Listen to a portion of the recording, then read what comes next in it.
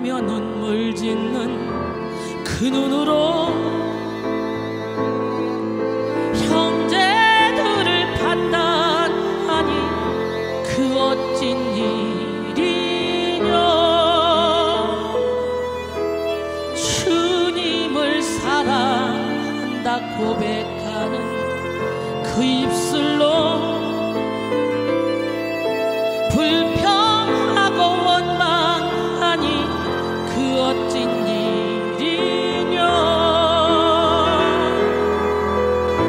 주님을 닮아라. 주님을 닮아라. 내 안에 계시는 주님 닮아라. 주님을 닮아라. 주님을 닮아라. 날 위해 죽으신 우리 주님을.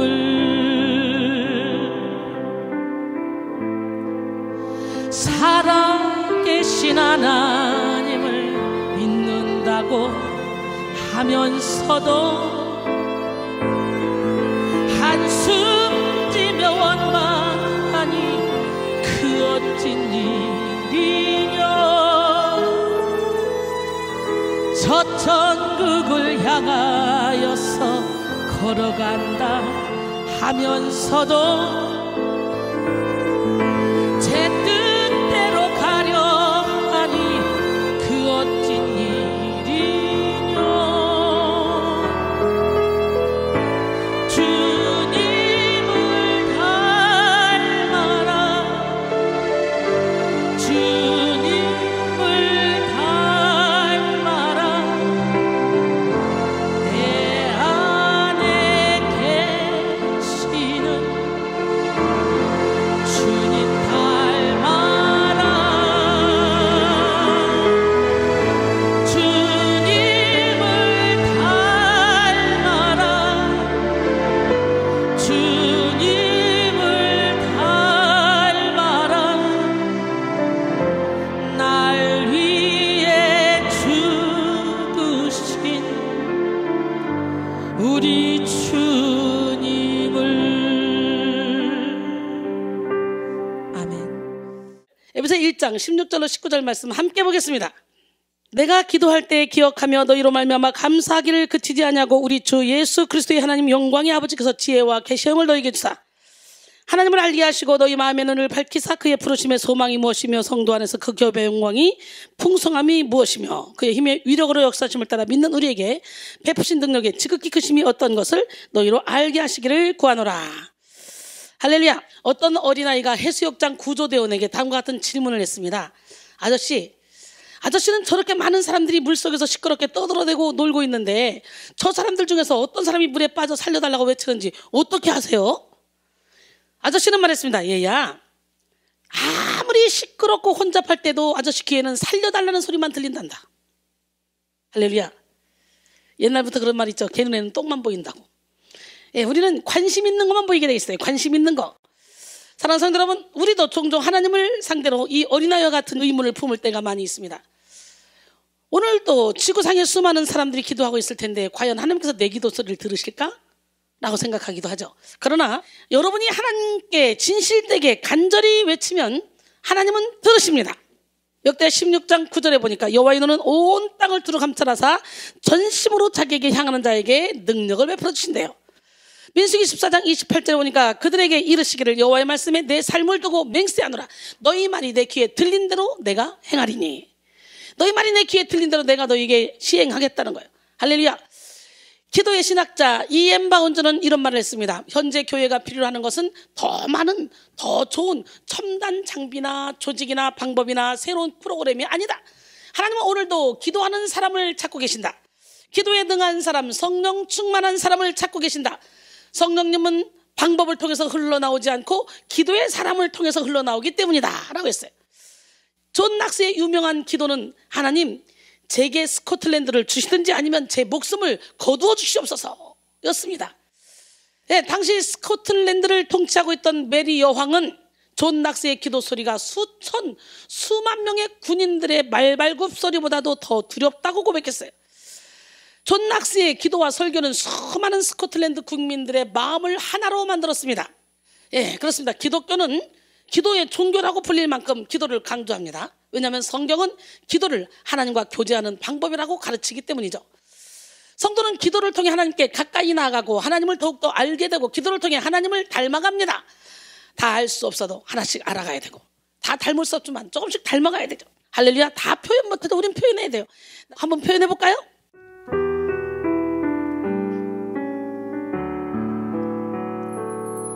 다 표현 못해도 나 표현하리라. 다 고백 못해도 나 고백하리라. 다 알 수 없어도 나 알아가리라. 다 닮지 못해도 나 닮아가리라.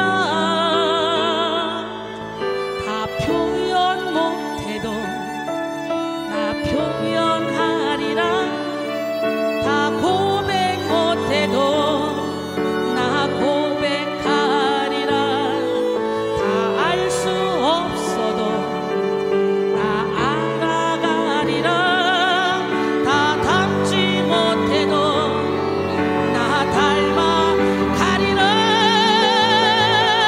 그 사랑 얼마나 아름다운지, 그 사랑 얼마나 날 부욕해 하는지, 그 사랑 얼마나 크고 놀라운지를, 그 사랑 얼마나 나를 감격하게 하는지,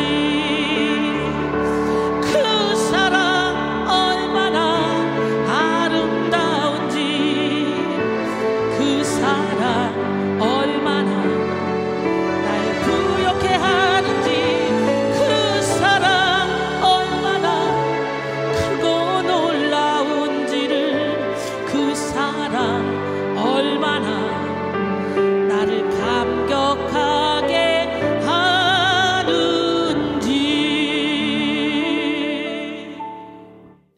말씀의 빛을 깨닫고 난 후에 죄가 살아나 고통 가운데 두 가지 마음 자기 안에 있는 걸 발견하고 아무리 선을 행할 수 없었던 사도 바울은 탄식했죠. 그러나 그는 철저히 자신에 대해서 절망하고 예수님께 소망을 두므로 결국은 고린도전서 11장 1절에 내가 그리스도 예수를 본받는 자가 된 것처럼 너희 나를 본받는 자가 되라고 말씀했어요. 우리는 주님을 닮아가야 돼요. 매일매일 닮아가야 돼요. 매일매일 조금씩이라도 닮아가야 돼요. 예, 기도에는 인간의 부르짖음과 회개, 간구, 감사, 그리고 찬송이 담겨져 있습니다. 따라서 기도는 성도의 신앙과 믿음이 온갖 종류의 모습으로 나타나는 종합 예술과도 같습니다. 이렇게 기도가 중요함에도 많은 성도들이 잘 기도하지 못하죠. 많은 성도들이 대부분 어떻게 기도해야 하는지, 어떤 종류의 기도가 있는지 잘 모르기 때문에 그래요. 그래서 오늘 우리는 기도의 혁명 두 번째 시간으로 기도의 종류와 본질이라는 제목으로 은혜를 나누어 보겠습니다. 1517년 마틴 루터는 비텐베르크의 교회문에 95개 조항의 개혁 선언문을 붙여 종교개혁의 포문을 열었습니다. 당시 평범했던 그가 어떻게 절대 권력의 교황의 세력, 이 세력과 맞설 수 있었을까요? 루터는 그것이 바로 기도라고 말합니다. 만일 내가 새벽에 2시간 이상을 기도하지 않았다면 그날의 승리는 마귀에게 돌아갔을 것이다. 나에게는 너무나 할 일이 많았다. 그러나 날마다 3시간 이상 기도하는 것보다 더 중요한 일은 없었다. 그 기도가 모든 일을 지탱해 나가게 하는 힘이 되었던 것이다 라고 했어요. 크리소스톰은 기도의 위력은 불의 세력을 정복한 바, 기도는 노여워하는 사자의 입에 자갈을 물리고 난세를 정복시켜 고요하게 하고 전쟁을 종결시키며 폭풍우를 달래고 마귀를 쫓으며 사망의 결박을 풀고 질병을 완쾌시키며 협작군을 내쫓고 도시들을 파멸해서 구출하며 태양을 멈추게 하고 우레의 진행을 막습니다. 기도는 만능의 갑옷이요 값이 떨어지지 않는 보물이요 고갈되지 않는 광산이며 구름으로 흐려지지 않는 하늘입니다. 기도는 뿌리요 집안이요 한량없는 축복의 어머니입니다 라고 했어요. 야, 기가 막히잖아요. 크리스토스톰. 그렇습니다. 우리는 허공을 치는 기도, 중언부언하는 기도, 아무리 많이 해도 필요 없어요. 사람들에게 보이기 위한 기도, 아무리 많이 해도 필요 없어요. 많은 분들이 나 21일 금식 5번 했어요, 40일 금식 몇 번 했어요, 막 이런 일을 하는 사람도 있는데, 여러분 은밀한 중에 보시는 주님, 주님께 받아야지. 기도해놓고 무슨 자랑이야 자랑. 그거 다 떨어지는 거예요 땅에. 중언부언하는 기도를 할 것이 아니라 어떻게 기도해야 하는지 바로 아는 여러분 되기를 원합니다. 먼저 기도의 모든 종류를 아울러서 기도의 총체에 대해서 말씀을 나눌 텐데요. 기도의 종류에는 통성기도, 진동기도, 묵상기도, 중보기도, 금식기도, 방언기도, 방언통변기도, 안수기도, 명령기도 등등 축기 기도까지 여러 기도의 종류가 있죠. 우리는 종류별 기도의 특징을 바로 알아서 시기적절하게 기도를 사용해야 합니다. 먼저 통성기도는 부르짖는 기도로 소리를 밖으로 내서 하는 기도를 말합니다. 우리가 부르짖어 기도할 때 우리 내면에 있던 생각과 에너지들은 소리로 구체화되어서 발산이 됩니다. 부르짖는 기도는 겸손과 간절함이 동반되어야 가능한 기도입니다. 기도의 길을 내는 기도죠. 우리가 부르짖어 기도하면 잡생각이 없어지고 기도에 집중할 수 있는 마음밭이 만들어집니다. 그러므로 우리는 기도를 시작할 때 먼저 부르짖는 기도로 기도의 길을 열어야 해요. 기도의 문을 열어야 돼요. 기도의 길을 내지 않은 채 묵상기도 한다, 듣는 기도를 한다, 그러고 있으면요 졸리기만 하고 잡생각만 듭니다. 악한 영들이 무질서하게 기도를 어지럽혀서 양심 역사를 경험하기 쉽기 때문에 그래요. 그러므로 기도의 길을 내고 영성의 샘을 터뜨리기 위해서 우리는 먼저 아랫배에 호흡을 집어넣고 복식 호흡을 이용해서 통성기도를 하는 것이 좋습니다. 부르짖고 입을 크게 열고 굳은 몸을 풀고 온 몸과 마음을 주님께 드려서 통성기도하는 것은 영혼의 결박을 끊어내기에 참으로 유익한 기도가 됩니다. 예레미야 29장 12절로 13절 너희가 내게 부르짖으며 내게 와서 기도하면 내가 너희들의 기도를 들을 것이요 너희가 온 마음으로 나를 구하면 나를 찾을 것이요 나를 만나리라 그랬어요. 이사야 58장 9절도 보니까 내가 부를 때는 나 여호와가 응답하겠고 내가 부르짖을 때는 내가 여기 있다 하리라. 할렐루야. 여러분 내가 여기 있다 하는 것이 좋아요, 응답해 주는 게 좋아요. 둘 다 좋지만 응답하는 것은 5년 후에 할지 10년 후에 할지 자손 대대로 할지 몰라. 그래 내가 여기 있어 그런 건 바로 들어주겠다는 거. 바로 통성기도가 간절한 마음을 소리에 담는 것이라면 진동기도는 간절한 기도를 몸에 담아 주님께 올려드리는 것이라고 설명할 수가 있습니다. 구약에서 제사를 드릴 때 하나님께 제물을 올려드리는 방법이 있는데요, 불로 태워드리는 화제, 포도주 기름을 부어드리는 전제, 그리고 높이 올려드리는 거제, 그 다음에 이제 높이 올려서 앞뒤로 흔들어드리는 요제가 있습니다. 진동기도는 요제로 자신의 몸을 하나님께 올려드리는 기도라고 할 수가 있어요. 로마서 12장 1절에 그러므로 형제들아 내가 하나님의 모든 자비하심으로 너희를 권하노니 너희 몸을 하나님이 기뻐하시는 거룩한 산 제물로 드리라. 이는 너희가 드릴 영적 예배니라. 우리가 평생 동안 우리 몸을 산 제물로 하나님께 드리는 것은 하나님이 기뻐하는 영혼 살리는 일을 하는 거겠죠. 그런데 거기에 더불어 우리 몸을 직접 제단에 내 몸을 흔들어 요제로 드리는 것도, 요즘에는 뭐 전제나 화제로 드릴 수 없잖아. 거제나 아니면 요제로 드릴 수 있죠. 요제로 드리는 것도 우리 몸을 산 제물로 드리는 거죠. 민수기 8장 10절로 15절 보니까 레위인을 여호와 앞에 나오게 하고 이스라엘 자손이 그들에게 안수하게 한 후에 아론이 이스라엘 자손을 위하여 레위인을 흔들어 바치는 제물로 여호와 앞에 드릴지니 이는 그들에게 여호와께 봉사하게 하기 위함이라. 레위인으로 수송아지들의 머리에 안수하게 하고 내가 그 하나는 속죄제물로 하나는 번제물로 여호와께 드려 레위인을 속죄하고 레위인을 아론과 그의 아들들 앞에 세워 여호와께 요제로 드릴지니라.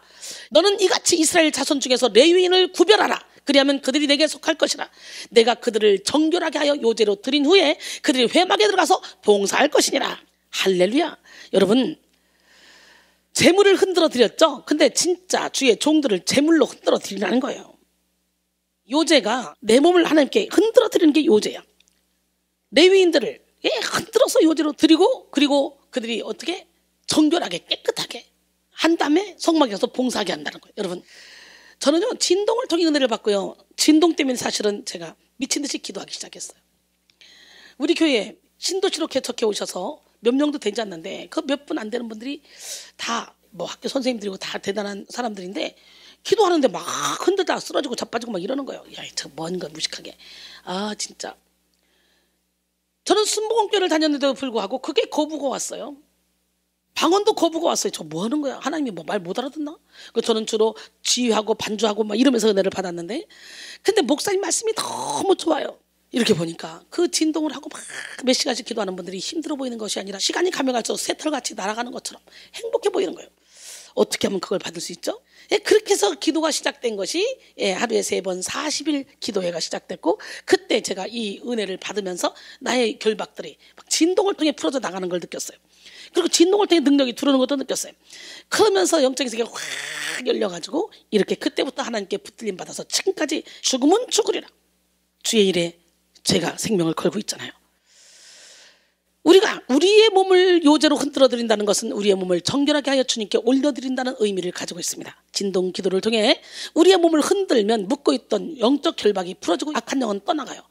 또 진동 기도는 하나님과의 깊은 교제를 가능하게 하며 바디랭귀지를 통해 주님의 언어를 듣게 합니다. 저는 진동할 때 처음에는 어둠이 떠나갈 때는 막 지멋대로 움직여요. 그러더니 이게 딱 풀어지니까 그 다음부터는 나도 모르게 내 몸으로 율동을 하는데요. 이 율동을 하면서 하나님과 대화를 하는 거예요. 대화를. 교회 부흥에 가면 목을 너무 많이 쓰니까 막 소리내 기도하기가 힘들잖아요. 묵상으로 딱 기도하고 손만 올려드리면 이 손으로 막 촛불을 켜서 막 던집니다. 이건 뭐죠? 하나님, 이 교회는 선교하는 교회야. 어떨 때는 막 땅을 다집니다. 막 다지다가 보면은 막 소나무가 쫙 아름드리 같은 나무가 줄을 섭니다. 이건 뭐죠? 이 교회가 흔들리는데 너를 통해, 이 집회를 통해 내가 이 교회를 이렇게 기둥들로 확 세워놓을 거야. 단단하게 만들어서. 그러면 진짜 부흥회 끝나면 그런 역사들이 막 일어나요. 그래서 진동도 방언도 모든 은사도 다 성숙해야 돼. 성숙. 처음에는 어둠의 영의 결박이 풀어지라고 막 지멋대로 하지만 진동 기도를 통해 우리는 하나님을 찬양하고 하나님을 경배하며 또 동시에 하나님의 음성을 듣고 하나님과 대화할 수 있습니다. 특별히 온몸을 흔들어 주님께 드리는 전신 진동은 강력한 능력 기도로서 흉악의 결박을 끊어내고 질병과 악기를 몰아내며 영혼욕을 자유케 하는 기도가 돼요. 막 기도하다 보니까 막 온몸에 막 불 붙어가지고 뜰 때 굴는 적도 많은데, 초창기에 막 그런 일들이 막 일어났는데 그게 뭐냐? 세상에 우리 몸을 묶고 있는 결박들이 막 풀어지는 과정이었더라고. 제 사역 현장에도 그런 일이 참 많이 있었죠. 우리 하나님은 살아계신데 영적으로 믿지 않으면 이것이 믿어지지도 않습니다. 영혼의 결박이 풀리기 위해서는 모든 기도가 가능해야 돼요. 영의 눈을 활짝 여시고 영의 기도를 할 수 있는 은혜가 있기를 원합니다. 여러분, 진동은요, 무당들도 잘합니다. 막 기도하면. 다른 종교에서도 막 합니다. 뭐예요? 우리가 알아야 될 것은 천사장 루시퍼가 하나님의 오른팔이었잖아. 하나님을 다 흉내낼 수 있어. 열매를 봐야 돼. 열매를. 사단이도 다 흉내낼 수 있어요. 그러니까 열매가 없는 각종 은사는 그거는 뭔가 문제가 있는 거예요. 악한 자의 나타남은 사탄의 활동을 따라 모든 능력과 표적과 거짓 기적과 불의의 모든 속임으로 멸망한 자들에게 나타나리니 이는 그들이 진리의 사랑을 받지 아니하여 구원함을 받지 못함이라. 하나님 그들에게 미혹의 역사를 보내서 거짓 것을 믿게 하시면 진리를 믿지 않고 불의를 좋아하는 모든 자들로 하여금 심판을 받게 하려 하십니다. 그랬잖아요. 데살로니가후서 2장 9절로 12절까지. 그렇기 때문에 무조건 능력 나타난다고 아멘 아멘이 아니에요. 무조건 진동이 온다 아멘 아멘이 아닙니다. 분별할 수 있는 은혜가 있기를 원합니다. 여러분, 진동 기도는 내가 먼저 주님께 내 몸을 흔들어 드릴 때 성령의 기름 부어주심으로 강력한 진동으로 발전되기도 하고, 또한 자신의 의지와 상관없이 강력한 성령의 불이 팍 임해서 진동이 나타나기도 합니다.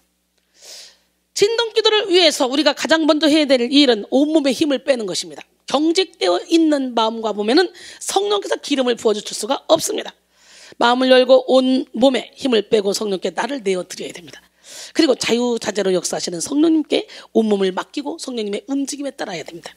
그러나 교만한 사람, 육적인 사람, 자아가 강한 사람은 쉽게 몸에 힘을 빼지 못하죠. 굳은 목과 고집하는 어깨는 진동을 받지 못합니다. 자아를 내려놓고 살아계신 하나님께 우리 전부를 드릴 때 우리는 강력한 진동의 기름 부음을 받을 수 있습니다. 근데 진동도 분별해야 돼요. 묵상 기도는 말 그대로 침묵하며 기도하는 것으로 입으로 소리내어 기도하는 통성기도와 상대적인 개념입니다. 국어사전에서 말하는 묵상의 개념은 눈을 감고 말없이 마음속으로 생각함입니다. 그런데 묵상 기도를 정의함에 있어서 사람들 간의 의견이 다양합니다. 어떤 사람은 성경 말씀을 생각하며 기도하는 것만을 묵상 기도라고 정의하고, 또 어떤 사람은 침묵하며 기도하는 모든 기도 형식을 묵상 기도라고 정의합니다. 묵상 기도를 하는 사람도요, 묵상 기도하다가 놀랍게도 영적인 세계가 확 열려서 하나님을 뜨겁게 체험하는 경우가 참 많죠. 부르짖는 기도도 좋지만 부르짖는 기도를 통해 확 기도의 문을 연다면 그때부터 우리는 묵상으로 쭉 초점 맞춰 기도해야 돼. 초점만 맞추면 하늘의 세계가 열려요. 저는 묵상 기도를 소리내며 말하는 것을 제안하고 하나님의 말씀을 생각하고 하나님의 음성을 들으며 하나님의 마음을 느끼고 마음으로 교제하는 기도라고 정의합니다. 묵상 기도, 즉 메디테이션은 침묵 속의 이미지, 개념, 상상력, 이성적 추론 등을 사용하며 머리를 채워감으로 하나님을 추구하는 기도의 형태입니다. 이런 묵상 기도는요, 능동적 기도, 생각하는 기도, 이성을 사용하는 머리의 기도라고 불립니다. 주로 이성적이고 합리적인 서방 교회를 통해 발전된 기도의 형태죠. 예를 들면 주님의 고난을 묵상하며 십자가를 생각하며 기도하거나 말씀 구절을 묵상하면서 기도하는 것을 들 수 있습니다. 지나치게 이성적이고 자신의 생각을 고집하는 묵상 기도를 뛰어넘어 영적인 세계에 깊이 들어가서 자신을 주님께 맡기는 그런 기도를 우리가 해야 돼요. 기도 속에 환상도 보고 영음도 듣고 무제한적으로 역사하시는 성령을 체험하는 것이 좋습니다.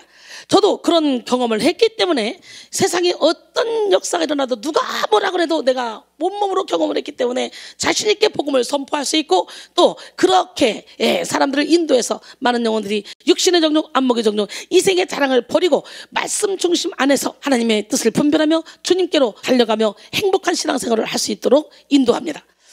그러나 동시에 이성적 분별도 함께 해야 되는 거예요. 그저 수동적으로 영적 은사에 자신을 방치하는 것이 아니라 이것이 정말 성령의 은사인지 아니면 악한 영이 갖다 주는 건지 아니면 내 생각인지 말씀에 비추어 봐야 되고 자신의 열매를 살펴야 되고 때로는 영적인 안내자에게 가르침을 받을 필요가 있습니다. 묵상 기도를 위해 우리는 먼저 내면을 비워야 돼요. 시끄럽고 분주한 생각, 육신적인 마음, 거칠고 사나우며 어두운 영을 비워내고 깨끗하고 평온한 심령을 만들어야 합니다. 그렇지 않은 경우에는 마귀의 음성을 하나님의 음성이라고 착각할 수도 있다는 거지. 자신에게 필요한 말씀이나 여겨지는 말씀만 골라서 자기가 유리한 대로 해석할 수도 있습니다. 그러기에 하나님의 뜻과는 관계없이 자신만의 세계에서 어둠의 영의 세계에서 묵상 기도가 이루어질 수 있다는 것입니다. 마음의 분주함을 내려놓고 하나님의 임재에 깊이 집중할수록 묵상 기도는 깊은 영적 세계를 경험하고 영의 소리를 들을 수 있는 심오한 기도가 가능한 채널이 됩니다. 통성기도, 진동기도, 묵상기도가 기도의 표현 방법에 따라서 분류한 것이라면 중보기도는 기도의 내용에 따라서 분류한 것입니다. 즉 중보기도는 다른 사람을 위해서, 교회를 위해서, 민족을 위해서 하나님께 기도하는 것입니다. 중보기도자는 그 자체로 성도의 사명이자 특권이 됩니다. 중보기도하는 성도는 하나님의 동력자가 되고 다른 영혼을 의의 길로 인도하는 영적인 안내자가 됩니다. 우리는 중보기도를 동력기도라고 하죠. 예수님만이 중보기도 하실 수 있다고 그런 말씀도 있더라고요. 예수님은 중보기도로 영혼을 얻으셨고 중보기도로 이 땅에 천국이 이루어지게 하셨습니다. 십자가의 죽음을 포함하는 예수님의 중보기도는 예수님의 통치와 다스리심으로 드러났습니다. 그러므로 예수님의 중보기도에 동참하는 사람들은 세계의 열방 가운데 왕노릇하며 어둠을 다스립니다. 마귀에게 종노릇하는 사람들을 자유케 하여 하나님의 품에 돌려드리는 제사장의 역할을 합니다. 왕같은 제사장으로 부름받은 우리는 중보기도를 통하여 세상을 바꾸고 다스릴 수 있습니다. 예수님은 동력 기도자들에게 영적인 권세와 능력을 주셨습니다. 한편 금식기도는 음식을 먹지 않고 기도하는 것을 말하죠. 그러나 금식기도는 단순히 음식을 먹지 않는 것으로 이루어지는 것이 아닙니다. 금식은 회개의 표현이며 자숙의 표현입니다. 또 금식은 육의 생활을 절제하여 영을 활성화하기 위한 것입니다. 그러므로 기도나 예배 등의 영적 활동을 하지 않고 단순히 밥만 굶는 것은 금식이지 금식이 아니에요. 여러분 얼마나 많이 금식을 하셨습니까? 금식이지 금식이 아니라는 거예요. 또 금식 기도는 이타적인 삶을 살기 위한 것입니다. 이사야 58장 그러면 금식장 그러죠? 이사야 58장 6절로 11절 보니까 제가 이 말씀을 너무 좋아합니다. 내가 기뻐하는 금식은 흉악의 결박을 풀어주며 멍에의 줄을 끌어주며 압제당하는 자를 자유케 하며 모든 멍에를 꺾는 것이 아니겠느냐? 또 줄인 자에게 내 양식을 나누어주며 유리하는 빈민을 집에 들이며 헐벗은 자를 보면 입히며 또 내 골육을 피하여 스스로 숨지 않는 것이 아니겠느냐? 그러면 내 빛이 새벽같이 비칠 것이며 내 치유가 급속할 것이며 할렐루야. 내 공의가 내 앞에 행하고 여호와의 영광이 내 뒤에 호위하리니 내가 부를 때는 나 여호와가 응답하겠고 내가 부르실 때는 내가 여기 있다리라. 만일 내가 너희 중에서 멍에와 손가락들과 허망한 말을 제하여 버리고 줄인 자에게 내 심정이 동하며 결혼자의 심정을 만족하게 하면 내 빛이 흑암 중에서 떠올라 내 어둠이 낮과 같이 될 것이며 여호와가 너를 항상 인도하여 메마른 곳에서도 내 영혼을 만족하게 하며 내 뼈를 견고하게 하리니 너는 물된 동상 같겠고 물이 끊어지지 않는 샘 같을 것이라. 할렐루야. 어때요? 제가 그렇게 물이 된 동산처럼 물이 끊어지지 않는 샘처럼 살고 있지 않습니까? 저는 365일 오로지 하나님의 영광을 위해서, 하나님의 일, 영혼 살리는 일, 하나님이 기뻐하시는 일을 위해서 나의 모든 걸 바쳤습니다. 저의 개인적인 시간이나 개인적인 삶이 없습니다. 먹든지 마시든지 무엇을 하든지 하나님의 영광을 위해서 살아가고 있습니다. 하나님께서 기뻐하시는 금식은 회개에 합당한 열매를 맺는 것입니다. 줄인 자, 유리하는 자, 헐벗은 자를 돌보고 그들의 심정을 만족하게 하는 것이 주님 보시기에 합당한 회개의 열매입니다. 이런 이타적인 삶을 살지 않고 그저 밥만 굶으면서 자기의 소원만을 들어달라고 기도하는 것은 참된 금식 기도가 아닙니다. 금식했다면 금식에 합당한 이웃을 위한 삶을 살아야 됩니다. 이기심을 버리고 이웃을 섬길 때 하나님의 응답과 치료는 급속히 임합니다. 그 다음에 방언 기도는 성령의 언어로 기도하는 영의 기도입니다. 방언은 성령님이 우리의 혀를 주장해서 하늘의 언어로 기도하게 하는 것이죠. 방언 기도는 오랜 시간 풍성하게 기도할 수 있도록 도와주며 영혼에 많은 유익을 줍니다. 진실로 하는 방언 기도 한마디는 우리의 1000마디보다 더 강력한 메시지가 담길 수도 있습니다. 고린도전서 14장 2절로 5절 방언을 말하는 자는 사람에게 하지 아니하고 하나님께 하나니 이는 알아듣는 자가 없고 영으로 비밀을 말합니다. 그러나 예언하는 자는 사람에게 말하여 덕을 세우며 권면하며 위로하는 것이요 방언을 말하는 자는 자기의 덕을 세우고 예언하는 자는 교회의 덕을 세우나니 나는 너희가 다 방언 말하기를 원하나 특별히 예언하기를 원하노라. 만일 방언을 말하는 자가 통역하여 교회의 덕을 세우지 아니하면 예언하는 자만 못하니라 그랬어요.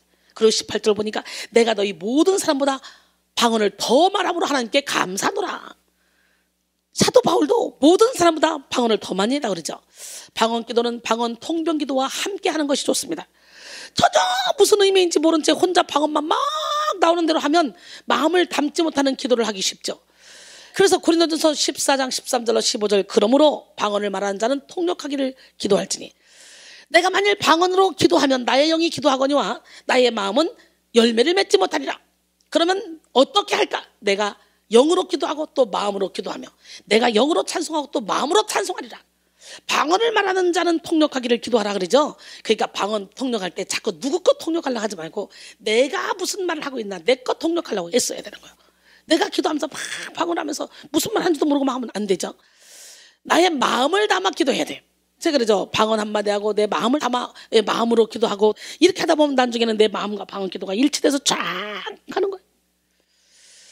많은 사람들이 마음과 생각을 다른 곳에 두고 습관적인 방언 기도를 하는데 그런 기도는 마음의 열매를 맺지 못합니다. 우리는 방언으로 기도하고 또 마음으로도 주님의 음성을 들으며 기도해야 돼요. 또 영으로 찬송하고 마음으로 찬송해야 돼요. 아무리 좋은 대사도 마음이 실리지 않으면 무의미하듯이 유창한 방언 기도도 마음의 기도와 병행되지 않으면 의미가 없습니다. 방언 통역은 방언으로 말한 것을 신자로 하여금 듣는 자의 언어로 교통하게 하는 성령의 초자연적인 계시죠. 다시 말해 방언 통역의 은사는 신자가 성령에 의해 방언하는 사람의 말을 즉흥적으로 통역하는 은사입니다. 그런데 우리는 방언 통역의 은사를 주의해서 이해해야 됩니다. 왜냐하면 많은 사람들이 방언 통역한다면서 생각나는 대로 말하거나 귀신이 하는 말을 듣고 말하기 때문이에요. 방언 통역은 예언의 은사와 연결될 수 있는데요, 철저히 자신을 비우고 성령의 지배를 받는 사람이 신중하게 사용해야 하는 것입니다. 우리가 일반적으로 방언할 때는 방언을 말하면서 마음으로 기도하는 일에 집중하는 것이 바람직합니다. 그러니까 방언하는 사람은 통역하기를 기도하라고 말씀하시잖아요. 방언은요 하나님과 비밀을 말하는 것이잖아요. 그렇기 때문에 방언 통역으로 다른 사람의 기도를 통역하는 것은 자칫 위험한 일일 수가 있어요. 우리는 우리의 기도를 통역하도록 마음으로 기도하고 영으로 기도해야 됩니다. 여러분, 영은 전이가 됩니다. 하나님은 성령 충만한 사람을 동역자 삼아서 하나님의 뜻을 이루시는데 사용합니다. 오늘 여러분 성령으로 충만해서 하나님의 뜻을 이루는데 존귀하게 쓰임받는 기적의 주인공이 되기를 원합니다. 또 안수기도는 성령의 감동을 통해 하나님의 영을 흘려보내는 기도예요. 여러분, 주로 능력을 전이시킬 때, 병을 고칠 때, 영의 결박을 풀 때 안수기도가 사용되죠. 디모데후서 1장 6절에 그러므로 내가 나의 안수함으로 내 속에 있는 하나님의 은사를 다시 불릴 듯하게 하기 위하여 너로 생각하게 하노니. 민수기 27장 18절 20절 보니까 여호와께서 모세에게 이르시되 눈의 아들 여호수아는 그 안에 영이 머무는 자니 너는 데려다가 그에게 안수하고 그를 제사장 엘리야살과 온 회중 앞에 세우고 그들의 목전에서 그에게 위탁하여 내 존귀를 그에게 돌리고 이스라엘 자손의 온 회중을 그에게 복종하게 하라. 결국은 신명기 34장 9절에 모세가 눈의 아들 여호수아에게 안수하죠. 그랬더니 어떤 역사가 일어나? 그에게 지혜의 영이 충만하니 이스라엘 자손이 여호와께서 모세에게 명령하신 대로 여호와의 말을 순종하였더라. 할렐루야. 또 사도행전 8장에 보면요, 빌립이 사마리아서에 가서 복음을 전할 때 귀신 떠나고 병이 고쳐진 역사가 일어나잖아요. 두 사도가 가서 안수했어요. 그랬더니 그들이 성령을 받았어. 고넬료 가정에도 여러분 베드로가 안수할 때 가족들이 성령을 받는 걸 보죠. 성경에는 참으로 다양한 안수의 방법이 등장합니다. 엘리야는 사르밧 과부의 아들을 살릴 때 아이 위에 몸을 3번 펴서 엎드려서 하나님께 부르짖어 기도했습니다. 또 엘리사는 수뎀 여인의 아들을 살릴 때 아이 위에 올라가서 엎드려 자기 입을 그의 입에, 자기 눈을 그의 눈에, 자기 손을 그의 손에 대고 엎드려서 또 일어나서 한 바퀴 돌다가 다시 엎드렸어요. 그리고 살아났어요. 7번 재채기고 살아나죠. 예수님도 다양하게 안수하셨는데 손가락에 귀를 넣고 침을 뱉어 혀에 손을 대며 기도하면서 귀먹고 말다듬는 자를 고치기도 했잖아요. 마가복음 7장 32절로 35절 보니까 사람들이 귀먹고 말더듬는 자를 데리고 예수께 나와 안수해 주시기를 간구하고는 예수께서 그 사람을 따로 데리고 무리를 떠나서 손가락으로 그의 양 귀에 넣고 침을 뱉어 그의 혀에 손을 대시며 하늘을 우러러 탄식하시며 그에게 이르시되 에바다 하시니 이는 열리라는 뜻이라. 그의 귀가 열리고 혀가 맺힌 것이 곧 풀려 말이 분명해졌더라. 할렐루야. 또 마가복음 8장 22절로 25절 보면은 벳세다의 이름에 사람들이 맹인 한 사람을 데리고 예수께 나와 손대시기를 구하거늘 예수께서 맹인의 손을 붙잡으시고 마을 밖으로 데리고 나가사 눈에 침을 뱉으시고 그에게 안수하시고 눈에 침을 뱉고 그에게 안수했대요. 눈에 침까지 뱉었대. 그에게 안수하시고 무엇이 보이냐 물으시니 쳐다보며 이르되 사람들이 보이나이다. 나무 같은 것들이 걸어가는 것을 보나이다 하거늘 이에 그 눈에 다시 안수하시며 대놓고 그 눈에 다시 안수했대잖아요. 그가 주목하여 보더니 나와서 모든 것을 밝히 보는지라. 할렐루야. 그러므로 우리는 안수의 틀을 깨야 됩니다. 더불어 안수기도를 하는 사람은 스스로 성결함을 유지하도록 깨어 근신해야 됩니다. 안수기도를 통해 성령도 전이 되지만 자기 속에 남아있는 어둠의 영도 전이 될 수 있기 때문에 신중한 마음으로 안수해야 돼요. 안수 그러면 통상적으로 손을 머리에 얹어놓고 기도하는 것을 안수라고 그러죠. 근데 예수님이 여러 가지 방법으로 기도를 해주셨죠. 또 안수기도를 받는 사람은 아무에게나 기도받지 말아야 돼요. 삶에서 열매를 맺고 있는 참종에게 안수를 받아야 돼요. 그리고 피치 못하게 안수를 받아야 할 때는 예수 그리스도의 보혈로 덮고 좋은 영만 전이 되도록 기도해야 돼요. 그리고 안수기도 받을 때 내가 막 산한 느낌이 든다 그렇다면 내 안에 있는 어둠이 떠나가는 과정이야. 근데 사람들은 거꾸로 뒤집어 씌우더라고. 목사님의 영이 잘못됐으니까 산한 게 오는 거죠 이러더라고. 기가 막힌 사람들 많아요. 여러분, 기적의 하나님, 능력의 하나님 살아계신데 어둠은 밝은 빛 가운데 오면 저절로 떠나가게 돼 있어. 웨슬리가 설교할 때도 막 쓰러지고 자빠지고 막 사람들이 그리고 귀신이 떠나가는 역사 있었는데요. 역시 제가 설교할 때도 제가 기도해 줄 때도 제 근처만 가도 막 쓰러지고 자빠지고 하는 사람들이 있어요. 조지 이필드는 그런 걸 안 믿다가 웨슬리하고 대화를 하고 그 다음날 집회를 하던 중에 조지 이필드 근처 왔는데 4명이 딱 쓰러지라는 거예요. 그래서 믿었다는 거예요. 그런 역사를. 우리는 성령 역사를 방해해서 성령 회방죄를 지면 안 돼요. 성령께서 일하시는 주의 종을 그렇게 모함해도 안 돼요. 하나님은 다양한 방법으로 일하십니다. 다양한 방법으로 마음껏 일하시는 하나님께 우리 자신을 내어드려서 제한 없이 쓰임 받으시고 제한 없이 능력 받는 여러분 되기를 원합니다. 우리 하나님께는 한계가 없어요. 한계가. 명령 기도는 주님께 간구하는 기도가 아니라 예수 그리스도의 이름으로 악한 영을 향해, 환경을 향해, 병을 향해, 자신의 영혼을 향해 믿음을 가지고 선포하는 기도입니다. 악한 영들은 예수 이름으로, 예수의 피로 물리치면 떠나가고 우리의 영혼은 예수의 이름으로 깨어나라 선포하면 깨어납니다. 시편 103편 1절 내 영혼아 여호와를 송축하라. 내 속에 있는 것들아 다 그의 거룩한 이름을 송축하라. 할렐루야. 시편 42편 5절 내 영혼아 내가 어찌하여 낙심하며 어찌하여 내 속에서 불안해하는가. 너는 하나님께 소망을 두라. 그가 나타나 도심으로 말미암아 내가 여전히 찬송하리로다. 할렐루야. 예언 기도는 성령 안에서 기도하면서 앞으로 올 일을 미리 말하거나 하나님의 뜻을 사람에게 전하는 기도라고 정의를 내릴 수 있는데요. 그러나 예언 기도는 무당처럼 이런 사업을 해라, 이런 대학에 합격할 것이다, 이런 걸 해라 하면서 미래 일을 점치는 그런 행위를 하는 것이 아닙니다. 예언은 사람의 잘못된 것을 바로 잡아주고 위로하고 힘을 주고 가야 할 바를 제시하며 교회의 덕을 세우는 은사입니다. 고린도전서 14장 3절 5절 그러나 예언하는 자는 사람에게 말하여 덕을 세우며 권면하며 위로하는 것이요 방언을 말한 자는 자기의 덕을 세우고 예언하는 자는 교회의 덕을 세우나니 나는 너희가 다 방언 말하기를 원하나 특별히 예언하기를 원하노라. 만일 방언을 말하는 자가 통역하여 교회의 덕을 세우지 않으면 예언하는 자만 못하니라 그랬어요. 여러분, 예언은 점치는 게 아니에요. 이 예언의 말씀을 듣는 자와 그 말씀을 지키는 자는 복이 있다는 거예요. 계시록 1장 3절에 보니까 성경 말씀이 확실한 예언의 말씀이에요. 계시록 22장 7절도 보라 내가 속히 오리니 이 두루마리의 예언의 말씀을 지키는 자는 복이 있으리라 하더라.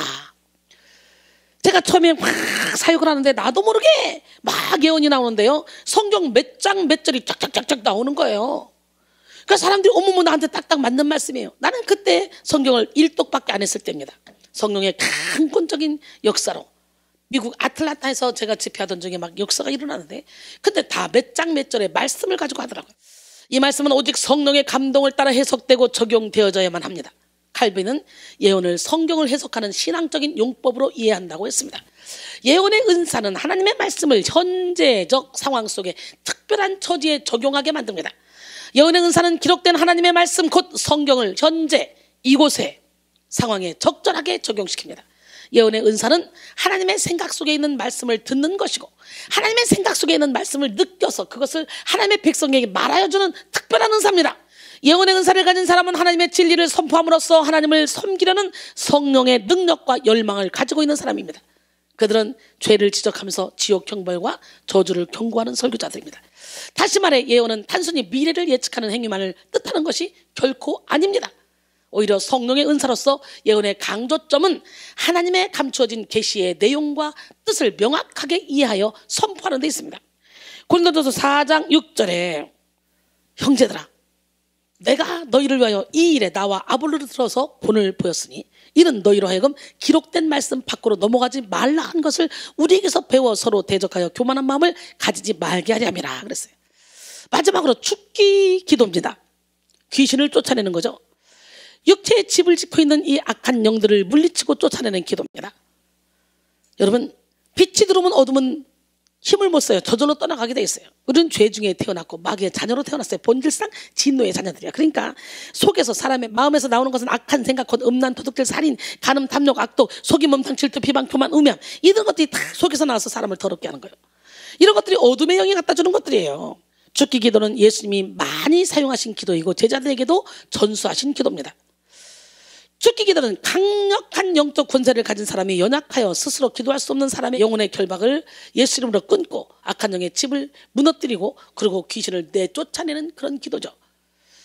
마가복음 9장 25절로 27절 보니까 예수께서 무리가 달려와 모이는 것을 보시고 그 더러운 귀신을 꾸짖어 이르시되 말 못하고 못 듣는 귀신아 내가 내게 명하노니 그 아이에게서 나오고 다시 들어가지 말라 하심에 귀신이 소리를 지르며 아이로 심히 경련을 일으키게 하고 나가니 그 아이가 죽은 것 같이 되어 많은 사람이 말하기를 죽었다 하나 예수께서 그 손을 잡아 일으키시니 이에 일어서니라.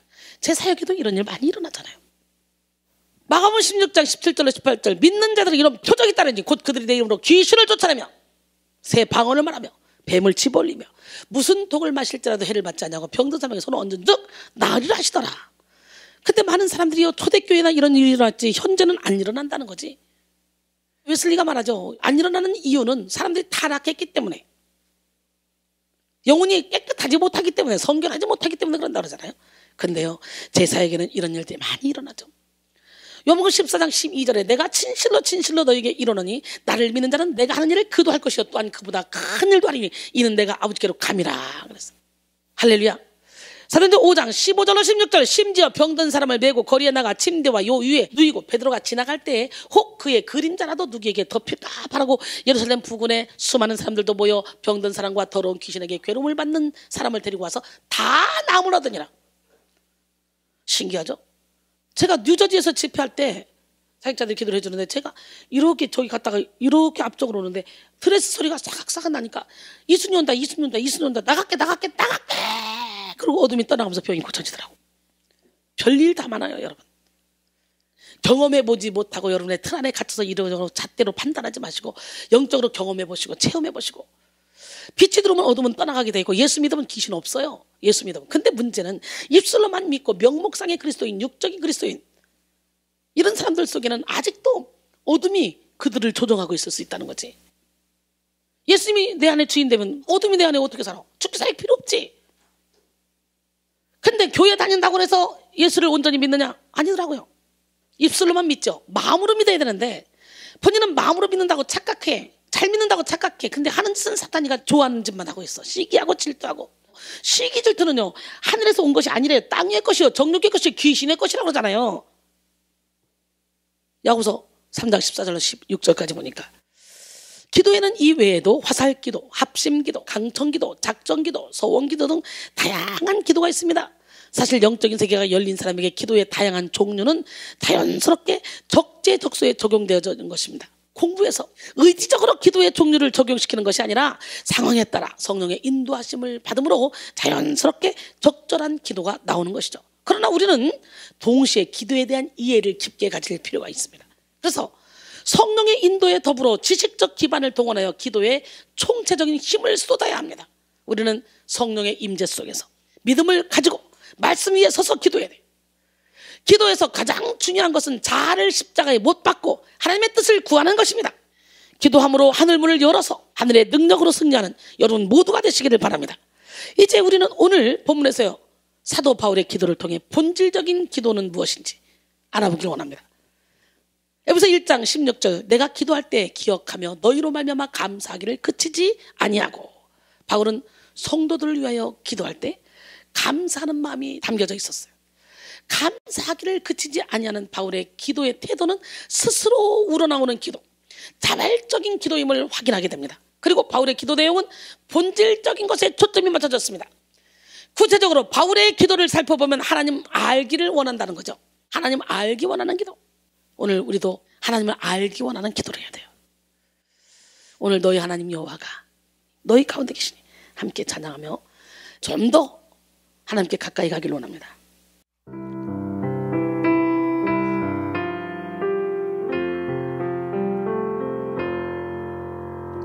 너의 하나님 여호와가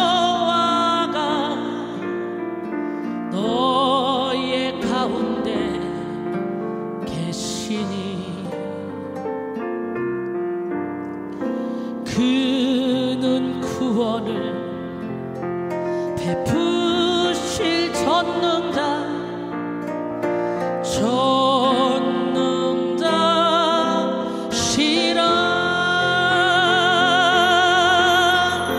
그가 너로 인하여 기쁨을 이기지 못하시며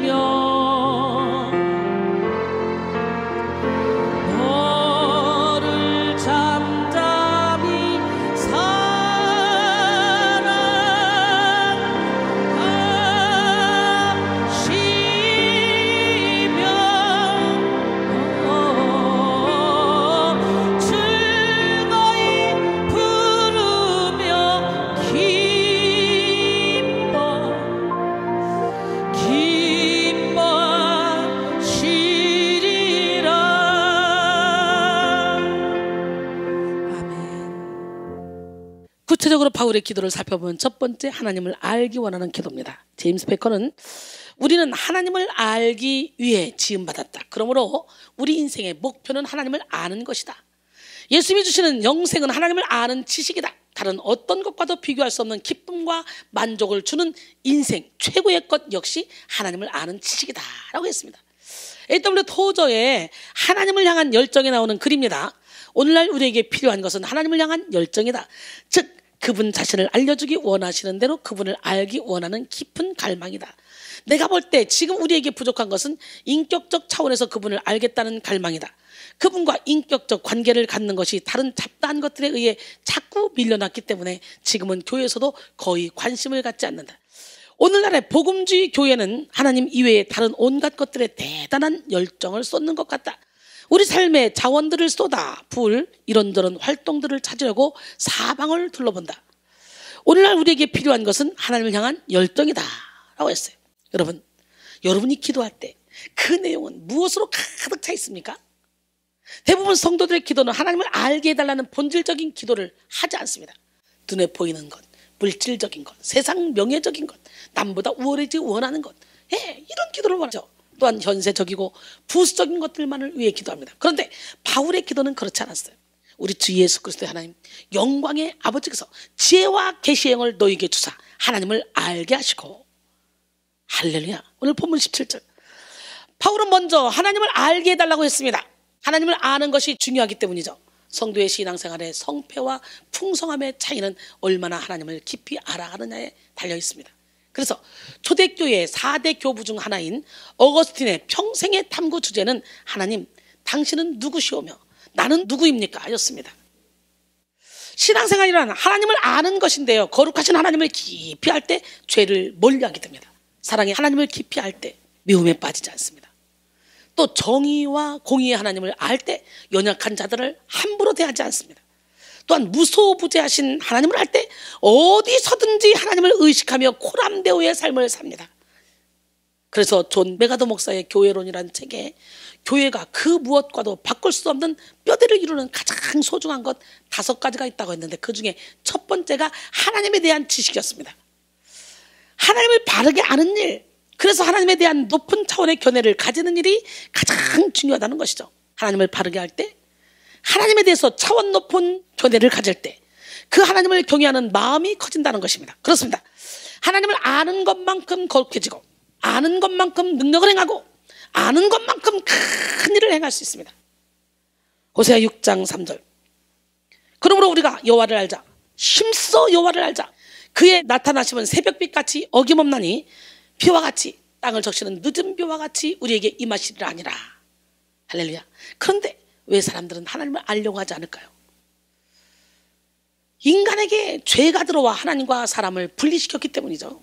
이사야 59장 1절 2절. 여호와의 손이 짧아 구원하지 못하심도 아니요 귀가 드나여 듣지 못하심도 아니라. 오직 너희 죄악이 너희와 너희 하나님 사이를 갈라놓았고 너희 죄가 그의 얼굴을 가려서 너희에게서 듣지 않으시게 함이니라. 죄는 하나님으로부터 멀리 떨어지게 했으며 하나님과 단절시켰습니다.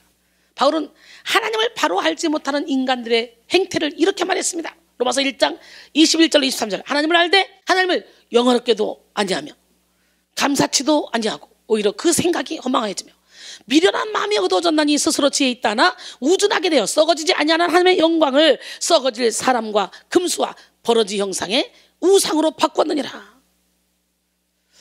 하나님을 알지 못하는 사람은 무능합니다. 바울은 바로 인간의 상태를 알고 있습니다. 그래서 그는 예수 그리스도의 하나님 되시는 영광의 아버지께서 지혜와 계시의 영을 주사 기도하고 있는 거예요. 지혜와 계시의 영에서 영은 헬라어로 푸뉴마로 영, 마음, 영혼, 심령, 성령, 신령 등으로 다양하게 번역되는데요.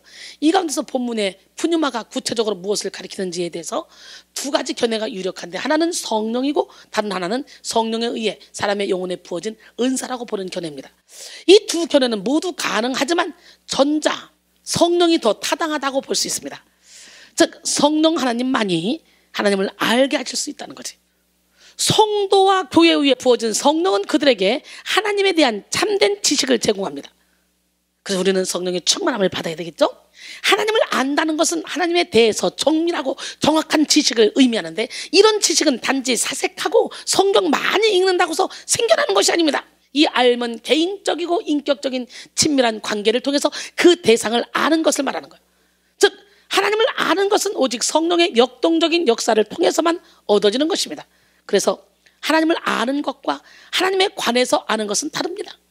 만약 하나님을 안다고 하면서 그리스도의 생명이 내 삶 속에서 일어나지 않는다면 하나님을 아는 것이 아니라 그분에 관해서 지식적으로 아는 것이죠. 호세아 4장 6절에 내 백성이 지식이 없음으로 망하는도다. 내가 지식을 버렸으니 나도 너를 버려 내 제사장이 되지 못하게 할 것이요. 내가 내 하나님의 율법을 잊었으니 나도 내 자녀들을 잊어버리리라 그랬어요. 사랑하는 성도 여러분, 인간이 아무리 지능이 높다고 해도 하나님을 아는 것이 아닙니다. 감정으로 하나님을 아는 것도 아닙니다. 도덕적으로 흠이 없다고 해서 하나님을 아는 것도 아닙니다. 영으로 하나님을 알아야 돼, 영으로. 그래서 영 깨야 돼. 영 깹시다. 그럴 때 우리의 기도는 능력 있는 기도가 되고, 능력 있는 기도를 하는 성도만이 빛과 소금의 칼을 감당할 수가 있는 거예요. 마태복음 5장 13절로 16절, 너희는 세상의 소금이니 소금이 만일 그 맛을 잃으면 무엇으로 짜게 하려? 후에는 아무 쓸데없어 다만 벗게 버려서 사람에게 밟힐 뿐이라. 너희는 세상의 빛이라. 산 위에 있는 동네가 숨겨지지 못할 것이요 사람이 등불을 켜서 말 아래 두지 아니하고 등경 위에 두라니 이러므로 집안 모든 사람에게 비치느니라. 이같이 너희 빛이 사람 앞에 비치게 하여 그들로 너희 착한 행실을 보고 하늘에 계신 너희 아버지께 영광을 돌리게 하라. 할렐루야. 고린도전서 1장 21절도 보니까 하나님의 지혜에 있어서는 이 세상에 자기 지혜로 하나님을 알지 못하는 거로 하나님께서 전도에 미련한 것으로 믿는 자들을 구원하시기를 기뻐하셨다, 이렇게 말하죠. 여러분, 우리는 이미 하나님과 우리 사이에 아담과 하와 범죄 이후에 죄가 가로막혀 있어서 하나님을 알 수 없지만, 우리가 십자가에 못 박혀 죽으신 우리 주님을 주인으로 모시면 우리는 하나님을 깊이 알 수 있습니다. 그 다음에 두 번째, 부르심의 소망이 무엇인지 아는 기도예요. 어느 부부가 동전을 던지고 소원을 비는 우물가에 갔어요. 부인이 먼저 몸을 굽혀서 소원을 빌고 동전을 확 던졌습니다. 뒤에 남편도 몸을 확 굽혀서 좀 더 멀리 던지려고 확 너무 굽혀가지고 확 우물가에 동전을 던지다가 우물에 빠져 죽고 말았어요. 그러자 부인이 놀라서 말했습니다. 와, 정말 소원이 이루어지는구나. 사람들에게는 각자 이루고 싶어하는 소원이 있습니다. 그리고 그 소원이 이루어지기를 바라며 열심히 살아갑니다. 하지만 인생을 살다 보면 소원이 이루어질 때보다 이루어지지 않을 때가 더 많이 있죠. 그럴 때면 우리 마음이 낙심이 되고 삶의 의욕을 잃게 되기도 합니다. 그럴 때 우리는 낙심할 것이 아니라 우리의 소원의 방향을 점검해 봐야 돼. 영의 사람인 우리는 영적인 소원, 즉 하나님이 주신 소망을 품고 사는 것이 정상입니다. 하나님은 우리에게 소원을 주실 뿐만 아니라 소원을 이룰 수 있도록 도우시는 분이십니다. 그런데 아직 내가 바라는 것을 이루지 못했다면 하나님의 때가 이르지 않았거나 아니면 내가 아직 육적인 소망을 놓지 못하고 있다는 증거죠. 나의 사랑 어여쁜 자야, 일어나 함께 가자. 나의 사랑하는 사람은 함께 찬양합니다.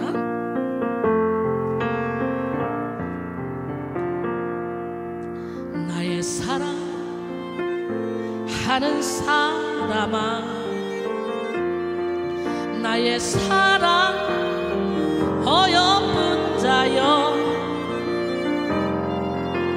겨울도 가고 비 그쳤으니 이러 걸어가자. 동산에는 예쁜 꽃 피고 작은 새들 노래 부르니 나의 사랑 어여쁜 자여, 일어나서 함께 가자. 주님 계신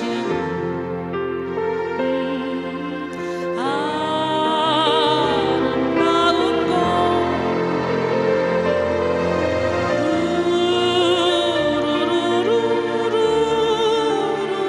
일어나서 함께 가자. 우리 모두 주님 안에서 사랑으로 맺은 형제니 고난이 오고 시험 닥쳐도 손잡고 함께 가자. 우리 주님 우리를 향해 서로 사랑하라셨으니 우리 서로 사랑하며 손을 잡고 함께 가자.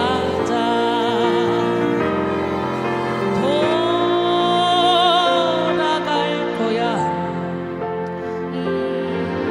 주님 계신 곳,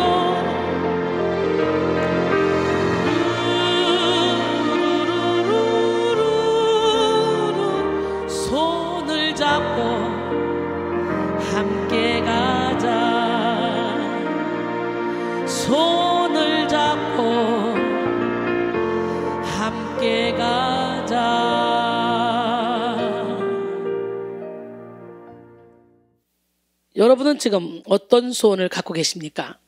어떤 사람은 오래 살고 싶어하는 소원, 어떤 사람은 부귀, 영화, 권세를 갖고 싶어하는 소원을 가지고 있겠죠. 그러나 우리는 육신의 소원이 아닌 영적 소원이 있어야 돼. 예수를 믿으면 육적인 소원에서 영적인 소원으로 바뀝니다. 죄와 허물로 죽어서 육체의 욕심에 속한 소원으로만 살던 사람이 전혀 다른 소원으로 살게 되죠. 그래서 구원은 소원의 변화라고도 할 수 있습니다. 그렇다면 성도는 어떤 소원을 갖고 기도해야 될까요? 오늘 본문은 부르심의 소망을 알게 해달라고 기도하고 있습니다. 성도가 지혜와 계시의 영으로 마음의 눈이 밝아져서 하나님을 알게 되었다면 이제는 부르심의 소망을 확인하고 그 소망대로 살아야 됩니다. 그렇다면 하나님께서 우리를 부르실 때 주셨던 소망, 곧 우리를 구원하신 목적과 선택하신 목적이 무엇일까요? 부르심의 소망이란 하나님께서 우리를 향한 단순한 바람이나 기대만을 의미하지 않습니다. 이것은 하나님의 영광스러운 구원의 계획을 의미합니다. 즉 하나님께서 나를 지으시고 나를 부르신 목적을 아는 것입니다. 부모님의 속을 썩이는 아들이 있었습니다. 하라는 공부는 하지 않고 친구들과 어울려 다니면서 술 마시고 싸움하고 맨날 사고만 치는 아들이었어요. 학교는 몇 번 잘려서 그때마다 다른 학교로 전학을 하고 아무튼 부모의 마음을 너무 아프게 하는 그런 아들이었어요. 아무리 불러다 야단을 치고 눈물을 흘리며 사정을 해도 듣지 않고 제 맘대로 사는 아들이었습니다. 너무나도 부모 마음을 몰라주는 아들이었어요. 그런데 이 아들이 커서 장가를 가고 아이를 낳았는데 자기 아들이 그렇게 똑같이 자기처럼 속을 썩이는 거예요. 그때 이 아들은 비로소 자신이 부모에게 얼마나 몹쓸 짓을 했는지를 알았어요. 가슴을 치며 후회했습니다. 그리고 이미 돌아가신 부모님께 자신의 잘못을 빌었습니다. 어머니, 아버지, 불효자를 용서해 주옵소서. 그렇습니다. 많은 자녀들이 부모의 마음을 헤아리지 못합니다. 부모님의 사랑이 얼마나 큰지, 부모님이 자신에게 바라는 것이 무엇인지, 어떻게 하면 부모님의 말씀에 순종하며 살 것인지를 고민하는 자녀는 극히 드뭅니다. 물론 안다고 해도 부모님의 뜻대로 살기 싫어합니다. 그리고 자주 부모의 사랑을 잊고 살아갑니다. 그와 마찬가지로 인간은 하나님의 마음을 잘 몰라요. 하나님의 마음을 아는 성도, 하나님의 뜻이 무엇인지 아는 성도는 많지 않아요. 그저 성경을 많이 읽고 기도하고 봉사만 열심히 하면 하나님의 부르심의 소망이 무엇인지 알 수 있다고 착각합니다. 그러나 아직 성도 안에서 해결되지 못한 죄와 상처, 외부에서 오는 세상의 유혹, 시험이 하나님의 마음을 알지 못하게 합니다. 그래서 우리는 그 부르심의 소망을 알기 위해 마음의 눈이 밝아져야 돼. 오늘 본문 에베소 1장 18절에 너희 마음의 눈을 밝히사 그의 부르심의 소망이 무엇이며 성도 안에서 그 기업의 영광이 풍성함이 무엇이며, 여기서 마음의 눈에서 마음으로 번역된 카르디아스는 신체 기관 중 하나인 심장을 지칭합니다. 심장. 그런데 본문에서는 그 이상의 의미가 있어요. 이는 표준 의미에서는 카르디아스가 아닌 디아노이아스로 기록되어 있는데 이 단어는 이해하고 느끼고 생각하는 기능으로서의 마음을 의미합니다. 우리는 성령의 은혜로 마음의 눈이 밝혀져야 하나님의 부르심의 소망을 깨달을 수 있어요. 즉 아버지 하나님의 마음을 알게 되는 것이죠. 그렇다면 우리가 알아야 될 부르심의 소망이란 무엇일까요? 바로 우리의 거룩함이에요. 거룩함. 살전 4장 7절로 8절. 하나님이 우리를 부르심은 부정하게 하심이 아니요 거룩하게 하심이니 우리는 거룩해져야 돼요. 그러므로 저버리는 자는 사람을 저버림이 아니요 너희에게 그의 성령을 주신 하나님을 저버림이니라. 파스칼은 거룩한 삶의 고요한 아름다움은 하나님의 성령의 권능 다음으로 이 세상에서 가장 힘있는 영향력을 발휘하는 것이다 라고 말했습니다. 성도는 거룩함을 위해 부름받았습니다. 그리고 그 거룩한 삶을 통해 하나님께 영광을 돌리게 됩니다. 거룩함은 구별된다는 뜻입니다. 그런데 왜 구별되는지를 알아야 합니다. 예수님의 사랑 안에서 그 앞에 거룩하고 흠이 없게 되기 위함입니다. 즉 하나님을 사랑하고 하나님의 사랑을 입기 위해 자신을 구별시키는 것이 성도의 거룩함을 의미합니다. 즉 하나님을 사랑하게 되면 우리는 죄를 짓지 않게 된다는 거죠. 로마서 13장 10절에 사랑은 이웃에게 악을 행하지 않나니 그러므로 사랑은 율법의 완성이라는데, 예수님의 사랑에 너비와 길이와 높이와 깊이를 깨달아 하나님을 사랑하고 사랑으로 충만해져 봐. 율법을 지키게 되죠. 요한일서 5장 18절에 보니까 하나님께로부터 난 자는 다 범죄하지 아니하는 줄 우리가 아노라. 하나님께로부터 나신 자가 그를 지키심에 악한 자가 그를 만지지도 못하느니라. 할렐루야. 악한 자가 만지지도 못하는 삶을 살아야 될 줄 믿습니다. 성도가 하나님의 사랑 안에서 구별되어 거룩하게 살 때 하나님은 영광을 받으십니다. 이것이 성도의 부르심의 소망이에요. 이것이 바로 하나님이 우리를 지으실 때 의도하셨던 인생의 참된 목적입니다. 그러나 악한 영은 우리가 이 소망을 가지고 살지 않고 자신만 사랑하는 육체의 소원을 따라 살도록 유혹합니다. 악한 영은 우리의 마음의 눈을 어둡게 해서 부르심의 소망을 보지 못하게 하고 부르심의 소망대로 살지 못하게 합니다. 그래서 우리는 사탄에게 속지 않고 늘 깨어서 부르심의 소망을 잃지 않도록 기도해야 되는 거예요. 특별히 성도의 부르심의 목적인 거룩함을 잃지 않도록 해달라고 기도하며 나가야 될 줄 믿습니다. 마지막으로 하나님 우리에게 베푸신 능력에 대해 아는 기도입니다. 여기 3장 19절 오늘 본문 그의 힘의 위력으로 역사심을 따라 믿는 우리에게 베푸신 능력의 지극히 크심이 어떠한 것을 너희로 알게 하시기를 구하노라. 바울은 하나님의 능력을 표현하기 위해서 화려한 단어들을 사용하고 있는데요. 힘, 위력, 능력, 지극히 크심과 같은 것들입니다. 오늘 본문에서의 힘은 저항과 통제로서 길러진 힘을 의미합니다. 또한 위력이란 육체적이며 남성적인 힘으로 생명을 유지하기 위해 타고난 힘을 의미합니다. 태어날 때부터 타고난 힘. 여러분, 역사하심이란 영향을 끼칠 수 있고 조절이 가능한 힘을 의미합니다. 능력은 무엇을 성취할 수 있는 능력을 의미합니다. 이 각각의 네 가지 용어는 다른 종류의 능력을 의미하고 있지만 바울은 그보다는 지극히 크신 하나님의 능력을 정확히 전달하고 강조하기를 원하고 있습니다. 사실 인간의 언어로 하나님의 능력을 온전히 설명하는 것은 불가능하죠. 매트 제이콥스는 우리는 우리의 문제를 너무 크게 바라보고 하나님의 능력의 위대함을 너무 작게 믿습니다 라고 했어요. 따라서 우리는 우리에게 베푸시는 하나님의 능력에 대해 알게 해달라는 기도를 해야 합니다. 필립스 브룩스는 당신의 능력에 맞는 일을 위해 기도하지 말고 더 큰 일을 할 수 있는 능력을 위해 기도하라고 했어요. 하나님의 능력은 우리가 상상할 수 없는 힘입니다.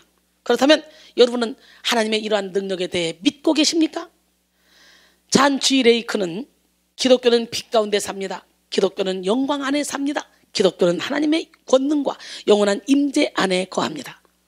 하나님과의 연합은 영혼의 힘과 보장과 확신을 줍니다. 또한 조건과 환경을 막론하고 우리가 주님의 길을 따를 수 있도록 도와줍니다 라고 말했습니다. 그렇습니다. 하나님의 권능은 그 어떤 것과도 비교할 수 없는 능력입니다. 우리가 항상 고백하는 사도신경의 첫 부분은 바로 나는 전능하신 하나님 천지의 창조주를 믿습니다 이죠. 즉 하나님은 천지를 만드신 능력의 하나님이시고 전지전능하시며 무한하시고 영원하시며 불변하신 하나님이라는 고백이죠. 그렇습니다. 하나님의 능력은 영원하시고 무한하시고 불변하십니다. 그리고 그 능력은 쇠하지 않는 절대적인 능력입니다. 이사야 40장 26절 너희는 눈을 높이 들어 누가 이 모든 것을 창조하였나 보라. 주께서는 수요대로 만상을 이끌어내시고 각각 그 이름을 부르시다니 그의 권세가 크고 그의 능력이 강함으로 하나도 빠짐이 없느니라 그랬어요. 할렐루야.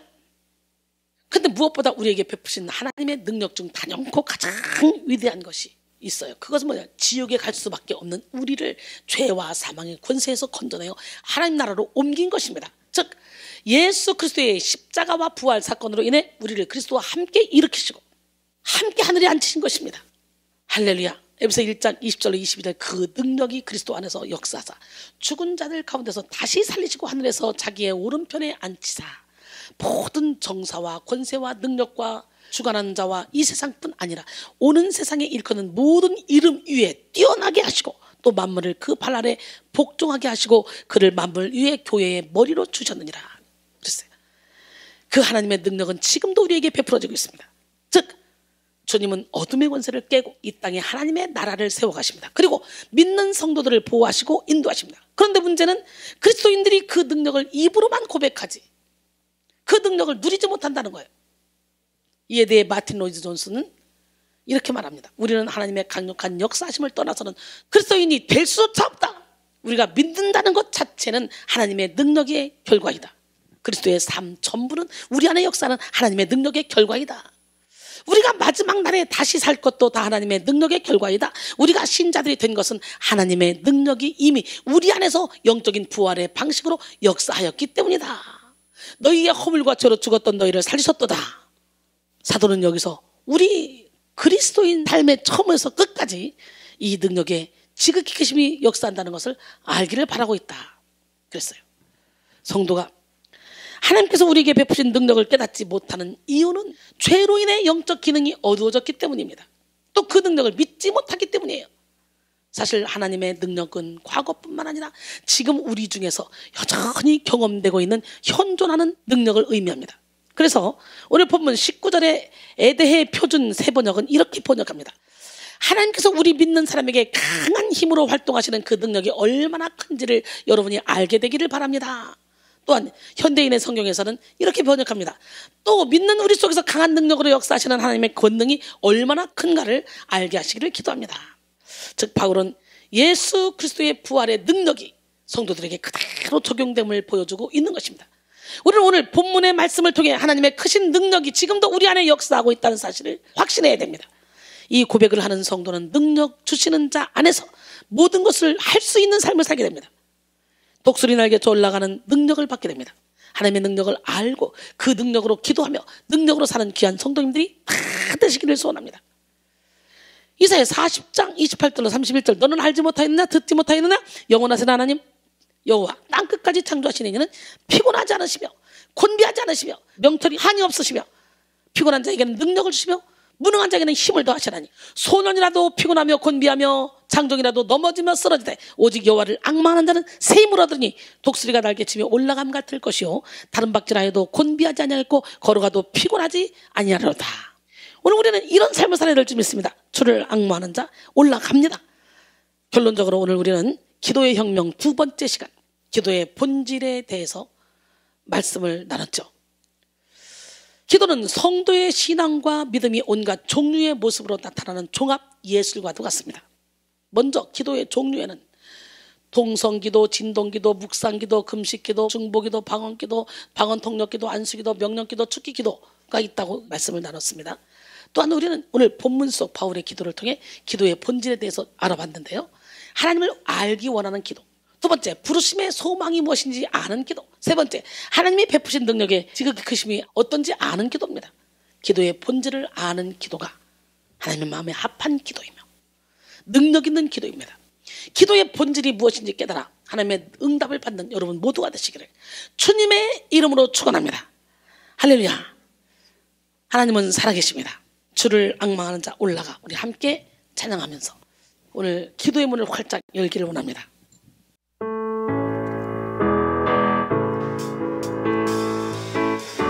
주를 앙망하는 자 올라가 올라가 독수리같이 모든 싸움 이기고 근심 걱정 벗으러 올라가 올라가 독수리같이 주 앙망하는 자 주 앙망하는 자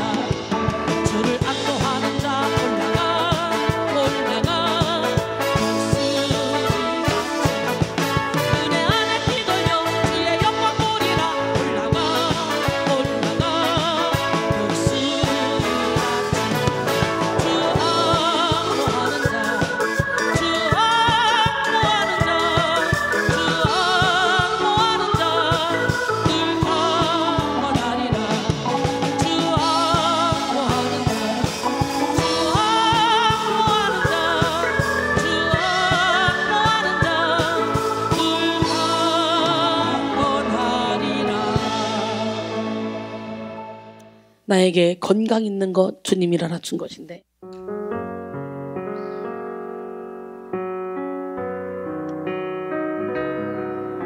나에게 건강 있는 것 주님이 알아준 것인데, 나에게 지식 있는 것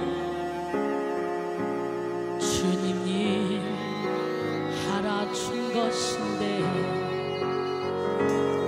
너희는 청년의 때에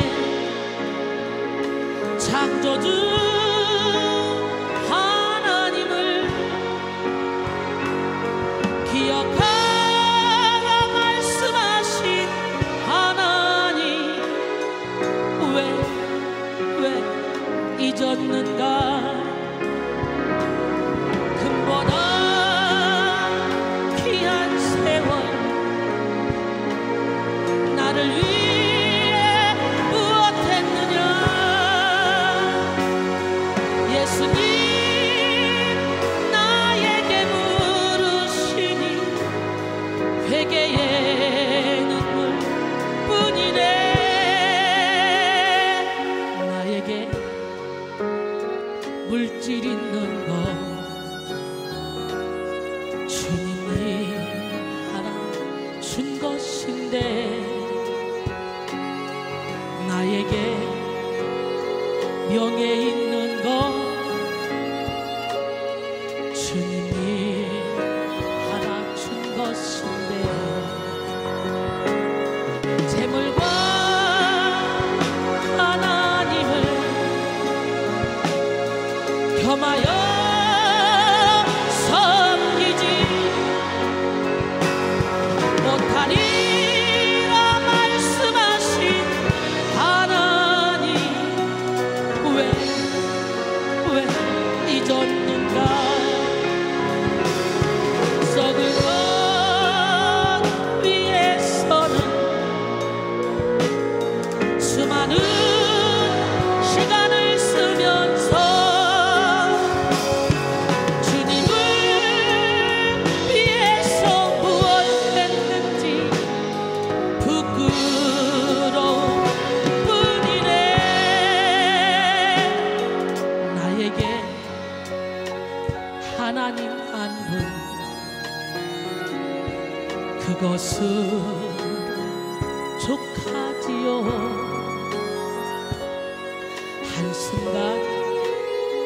한순간이